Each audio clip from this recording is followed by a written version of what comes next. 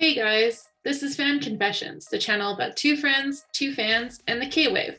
I'm Stephanie, I'm Lisa. and welcome to the place where we share our love of all things K-pop, K-drama, and our personal experiences as fans. Episode 7, we're back to talk about Hometown Cha-Cha-Cha. You remembered this time, thank you. I remember this time. It's become our serious tradition, the shoulder dance. Yes. So we had just come off a very funny scene with our leads and the second male lead, all kind of finding out they know each other for the first time. Have all interacted separately, but first time they're all together. Yeah, exactly. Immediately, I love this vibe between all of them. I don't know about you. Yeah. I'm. It's so funny because like douche's like, wait, you know each other, and they're like, wait, you know each other. Yeah. I don't know why she was so surprised that they hadn't met or something, as if that would never happen, especially when Dushik does everything in the town. Exactly. But like Haechan still has a bit of a thing where she's like, she's not sure how these worlds should meet. And she's just trying to keep them like compartmentalized as like she does. She doesn't want them intermingling. But I don't know. I think the bromance is just too hard to deny, and they're just like meant to be together as much as Dushik and Haechan is. It's so true. And then we also get to see and understand a little bit more about like the townspeople had been seeing Dushik walk around with a girl around town, and there's gossip about that. And then we find out it's like she works with the second male lead, and yes, because like our writer or something like that. Yeah, right? so Sung Young is a famous TV producer, so he knows his variety show game pretty well. And like the girl Dushik was walking around with happens to be his writer for a new show they're developing. So yes. So Nick's gone. suspicion's gone. The jealousy Haejin was experiencing can go down a little bit. Exactly. And then so they're like getting to know each other all a little bit more. And of course, the second male lead wants to walk our girl home or spend more time with her because he remembers her and wants to, obviously, this is going to be where the jealousy is going to start coming in right away. Mm-hmm. And then Dushik's like, wait, me too. I'll just tag along. Yeah. And then they decide they were talking about drinking or something instead, right? Yeah. So Dushik invites Sungyoung out back to his place for a drink because Haejin's talking about how she just wants to go home, right? Mm-hmm. So, and like Sungyoung is like, oh, sure. But like Haejin's like, wait a minute, these two should not be mingling. I'm coming along too. Yeah, like, and it's funny because it's almost like her level of still thinking, even though she's convinced Dushik doesn't like her or he's not admitting it, she's still scared he's gonna say something that's gonna make it seem like they're an item. And I'm like, how does that work? But okay, I think he needs. Yeah, she's a little bit weird about that, but at the same time, Dushik is like, he wants to keep Sunghyung and Haejin separated because he's like getting a little territorial. Like, that's mine. Or his bromance, or he wants the bromance to remain just him and not have Haejin mess it up. I don't know what this is. I know. It's so funny. That'd be a twist if he was interested in the guy. I know. That would turn this drama all up on its head. That would be awesome, but that's like not the case. Yeah, so drinking party starts up, and man, like I love these are fantastic because Sunghyung brings out, he's decided that he needs Dushik's help to be the guide for the town for his team and their production of the show, and to make him agree, he was just like, okay, we're playing some games. And like out comes all these like classic Korean variety show games that are just so overused, but still so entertaining all at the same time. I knew Lisa was gonna love this because she is the variety show queen. I am not as familiar, but I could tell guaranteed they look like ones that would be on variety shows. 100%. On their faces. Silly things like that. Exactly. There are no like easy consequences for losing a variety show game on a Korean show. There are like some embarrassing situations that happen when you lose, and you just got to deal with it. Either that or painful. Like painful. There's no bars like clips. No. They're like, no, thank you.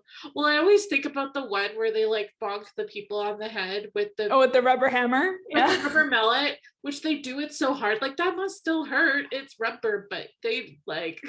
Anyway. It's like a squeaky toy hammer, but it's gotta hurt. Like they go all out with all their strength.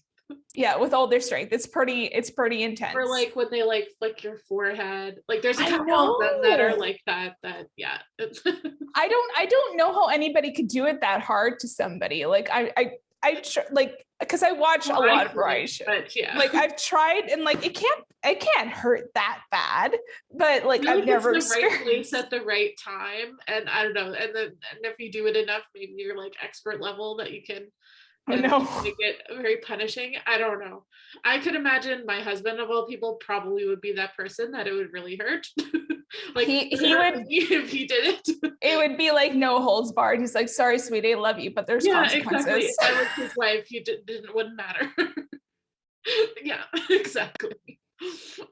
But yes, that whole scene, super amusing. I love the dynamic of the three of them. So and like hilarious. I know, and holy crap, are they all so cute when they're drunk? Like Haejin does this cutest voice when she's drunk. She turns into almost like a baby. Like, I know, she's doing like super Aegyo when she's like intoxicated. It's adorable. Extra out. The dimples. I love this actress's dimples. It's like she's got epic dimples. It's very charming for sure. And yeah, and how crazy the second male lead got when drinking too. I was like, oh my god, yeah. Personality went like up a bunch of notches. And talk about competitive. Yeah, and then I find Dushik actually mellows out a little bit more. He's like a little bit more on when he is like not drinking. But it's funny to see him have this whole collection and stuff, and he loves showing off his house, and that whole thing was really cute. And then interesting dynamic between Haejin too, trying to stop Dushik from making things seem whatever, and she's just adding to the chaos of it seeming like there's something kind of between them. And yeah, I don't know. I know, but just another epic party, and then the morning after where our girl gets to do another walk of shame. Like, guaranteed, I'm like, just wait. I was like, to Richard, they're gonna think she had a threesome. I was like, and of course they're all walking. My absolute favorite part of this whole situation, Haejin heads out and the other two guys are there, and our favorite gossip neighbor lady who runs the Chinese restaurant, they're like, so you want ramen? Do you want to eat ramen with me? And like, if those of you who don't know, like the code in Korea for do you want to eat ramen for me is typically do you want to spend the night, as in do you want to get a little busy? So the fact that he said that and like her reaction on her face when she overheard that was like it was funny. I got a good chuckle out of that one. So it almost, I guess, appeared more so that they were a thing than Haejin was involved with it. I know. And I'm like, okay, and I love that too. She was gone, and then it's like they still hung out afterwards too. And no shame about any of it. None of them like made it into a big deal at all, which I enjoyed. And then we get to see little snippets later about what kind of really happened, because we sort of saw Haejin, why she ended up staying over. She pulled Dushik in from outside, and then they all fell asleep in the living room kind of thing. Yeah. But it was, and there's again, this show does these wonderful flashbacks at the end of the episode, and we get a little more detail on what happened outside during that flashback. And then later this episode, we get to see Sang-hyung with the grandma Gamri a lot. Yeah, because like Sunghyun's bound and determined that his show needs to be filled in Grandma Gremory's house, and she's playing a little hard to get. She's always so, I'm like, come on, Grandma. She's like always so stubborn. And then guaranteed she's like, okay. But she's so cute. She is so cute about it, because she's just like, oh, I'm gonna throw water at you, and then he keeps coming back and he's doing nice things for her, and he's like wooing her as you would a grandma. And he's just like making her like warm up to him.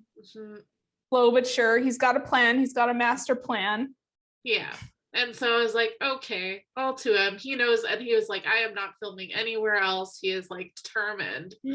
And so we know she'll eventually buckle, but it's still very cute to see that. Yeah. The process, and the fact that like Sunghyun's personality is very charming that way, in that he's just like, I know how to get people to like me and trust me, and like this is what I do, and I get what I want. Yeah. And like, holy crap, though. Like the comedy duo of Dushik and Sunghyun when they're out for lunch, because like Dushik did eventually agree to be the guide for his team. Of course he did, yeah. Of course he did. But like their flavor description at lunch is just like gold. Comedy gold. That's right. They're so like, that's what I mean. I just absolutely love every scene with them together in it. I'm like, okay, I could just keep watching this, never mind the rest of it.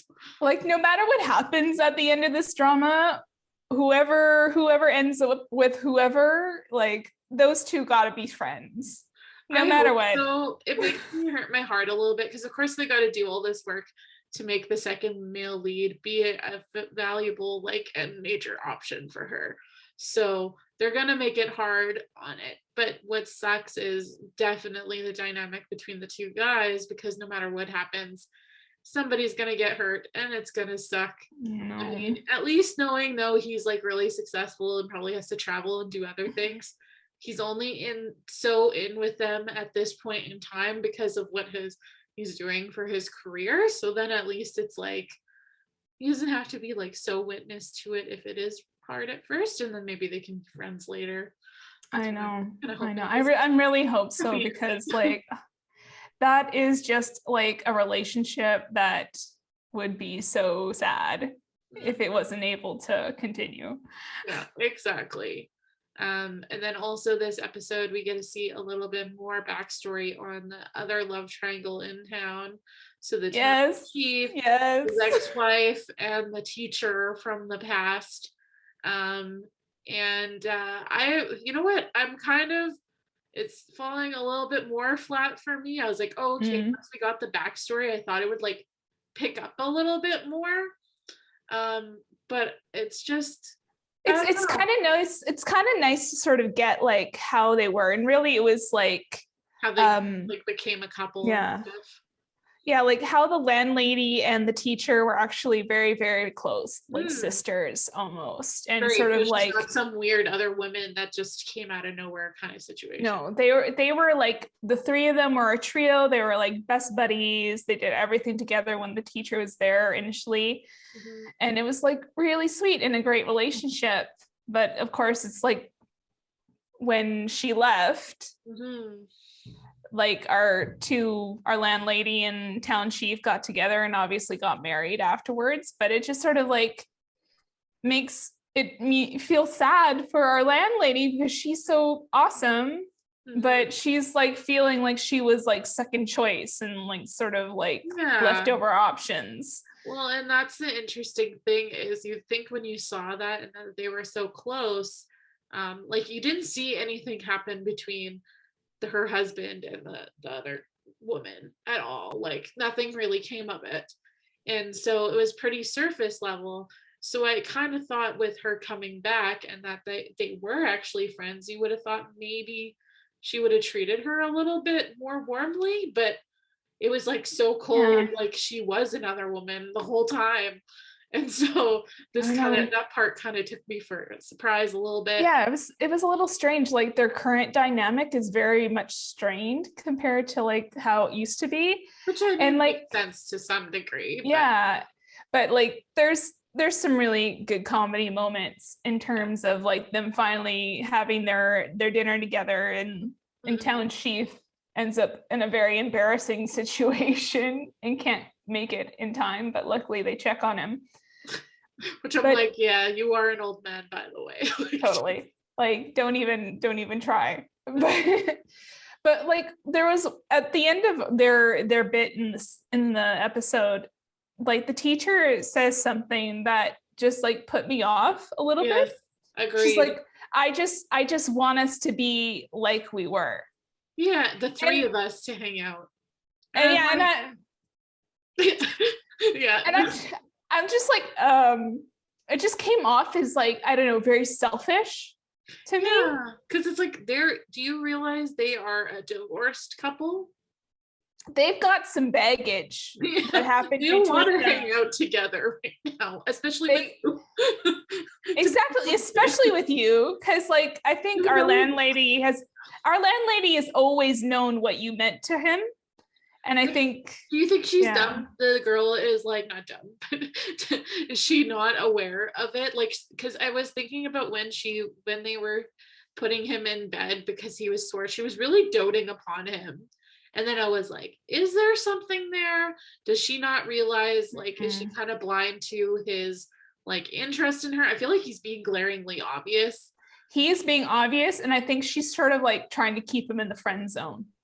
Sort of, but then she does things that makes me feel like she couldn't do that if she's trying to keep him in the friend zone. No. She's blurring the lines and giving him hope. I think exactly. Well, the way he like she's just doing it because she's being affectionate to a friend that she cares about, but he's interpreting as it's something like she could feel something more for him. Yeah, I feel like there's more onus on her and that she needs to draw the line there, and she's not, and so I'm not liking this situation because of that. And then like the fact she knows the kid and she's commenting on the kid being like them, and I just it's just is a weird. I know, it's a weird situation. It is a weird situation, and like I'm not feeling her that much. I don't think she's such a great character, and like she's put in a little bit of like salt in the wound. I was more happy for where it was going when the married couple were there was hopes of them getting back together, but this is getting in a weird situation that I'm like not loving where it's going. Maybe it'll end up being good at the end, but it's just lost my interest in terms of like I don't know. I mean, maybe it's more realistic to what could actually happen, but I don't know. Yeah, we'll have to see what happens there. It's like it's not my favorite little side story in the show, but it's going to a weird place, and I hope they roll that back a little bit. Get back to where it was interesting again. I mean, I did appreciate the guy figuring out that he is not young anymore, and that like I liked him being kind of put in his place a little bit. Exactly. You're not sorry, my friend, you are no longer hot stuff. I don't think you ever were, but no, he's a little bit of an odd duck. Anyway, that aside, this episode is just filled with this whole series is just like cute domestic moments, very romanticized, and I just like this is where I'm always like those moments. Yeah. Like, life. So they're like, there's Dushik at Gamri's house, and Heijin comes by because I guess she forgot to grab her wallet or something, and he's helping her wash blankets, and this is like manual washing, people like without a washing machine and all that kind of thing. Yeah, and those like their feet, which I'm like, is that what you do to clean? You put your dirty feet in there to clean? But apparently this is how truly washing blankets should be done. I mean, personally, it's blankets and not real clothes, but still. Yeah. It's just we're just doing the blankets, and Dushik decides that Heijin's there, so therefore he's gonna rope her into helping him, and they're having. Love that he does that all the time. I know, I love it. He's just like he forces her to be social and interact with people, but and he also do good things. Like he always gets her to do good deeds, and I'm like, good on you. You're making her be a better person. I always appreciate that. Or like not be so inside herself and afraid to interact with people to do stuff that she probably would do, but she's not one for helping with manual labor. she won't offer herself, but he definitely knows how to convince her to get in there. And they're like having these like adorable moments, so adorable in fact that grandma finds more blankets to wash just so they can keep going. I think she's a total fan of it too. She's like, oh, Yeah, so precious. yep. And you know what? Oh yeah, sorry, go ahead. So far we have coffee shop owner and Grandma Gamri are shipping Heijin and Dushik. Yeah. Which, you know, then they must be a meant to be, because she's pretty picky, I think, about who should be with Dushik. So she trusts her a little bit more now. So that's really cute to see. And usually these scenes, so there's a lot of scenes of them in the feet with the tub and the cuteness of it all, and usually I get really like, okay, let's move on now, because they keep going. This is fun. But I was okay with this. I'm like, they are these two people are very beautiful. Let me just say too.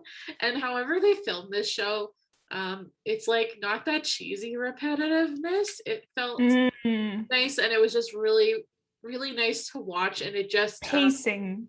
It's very soothing, and it's like this show is like the ultimate feel good. Just sit and like enjoy these small little moments, and just I don't know, and just watch it. And it just I agree. Like I agree. I don't know. I 100% agree, because this show is like, if pacing was an art, like they need to win some awards, because the pacing of this story and the editing of it all is just fantastic. It just keeps you right in there. Yeah, I don't think there's very often I lose interest in it, and it just goes by really quickly at the same time, and they slow down at the perfect times that they need to. And so it's been really great. Yeah, exactly.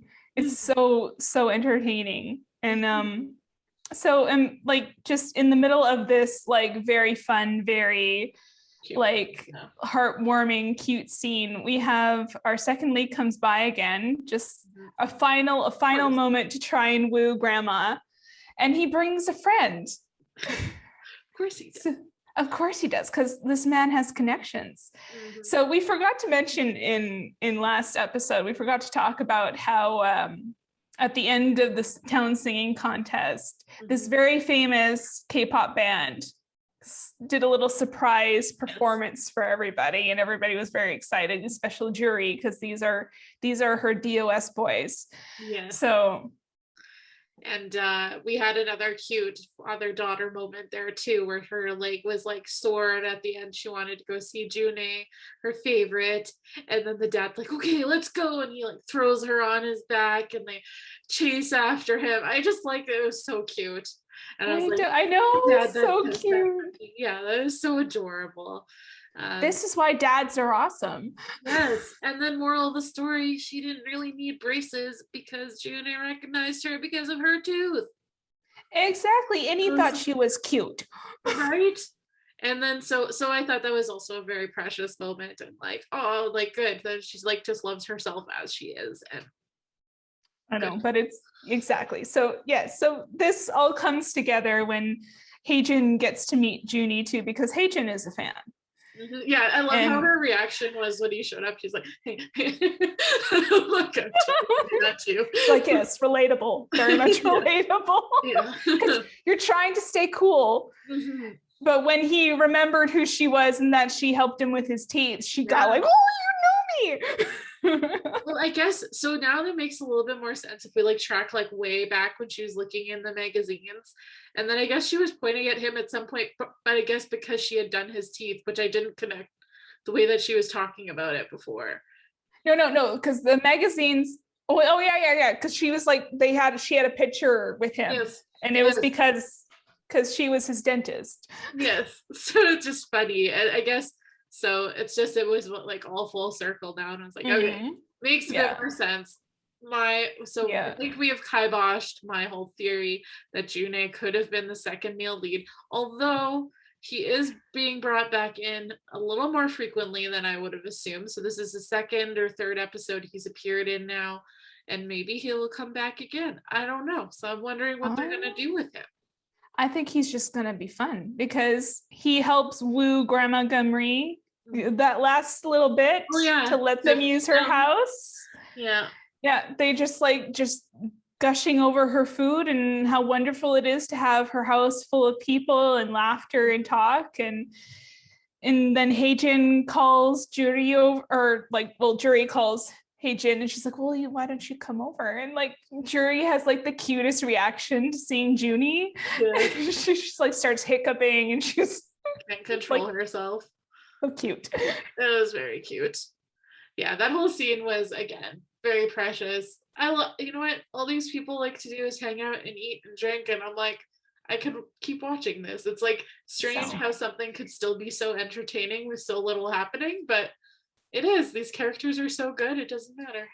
But like, I don't know if it's so little happening because it's all these little kind of like underlying things, right? Yeah, I guess so, because of all the relationships and the dynamic happening.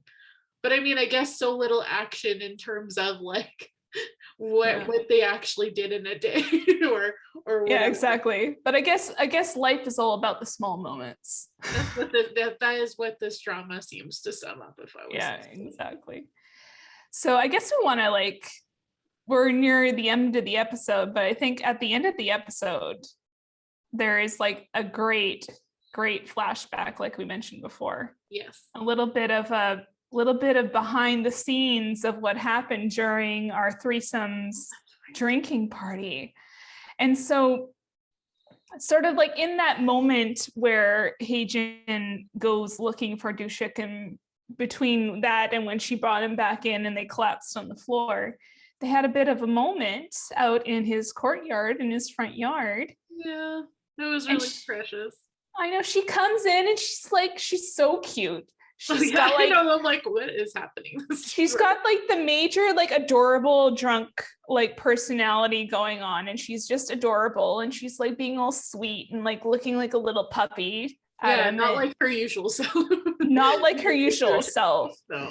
And he's just looks so sad. I know. And she's like, don't cry. And he starts crying, and he's Which is like, oh, if a man can cry well in a K-drama, it always gets me. The only other person is Soo-han from My Love from Another Star when he cries.